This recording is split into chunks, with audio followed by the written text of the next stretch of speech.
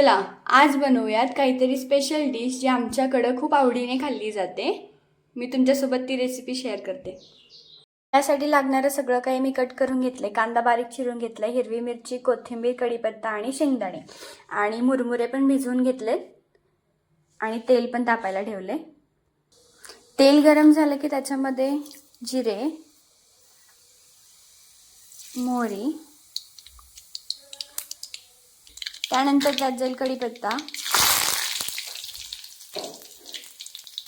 हिरवी मिरची तळली की त्यात कांदा गोल्डन ब्राऊन होईपर्यंत तळायचा.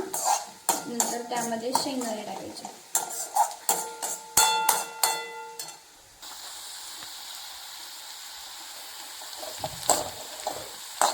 आता ॲड करूया शेंगदाणे.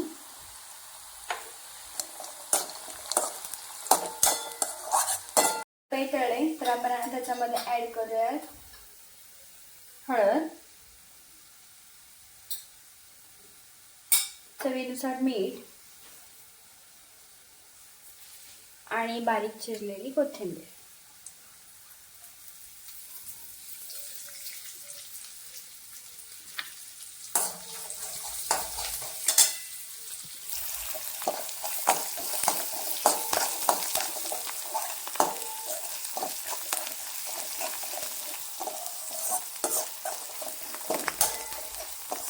आपण ॲड करूयात भिजवलेले मुरमुरे.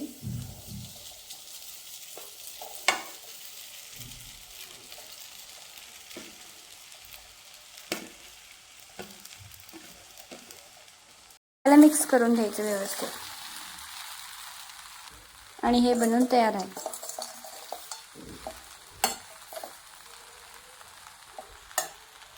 तुम्ही पण एकदा नक्की ट्राय करा, खायला खूप छान लागतं.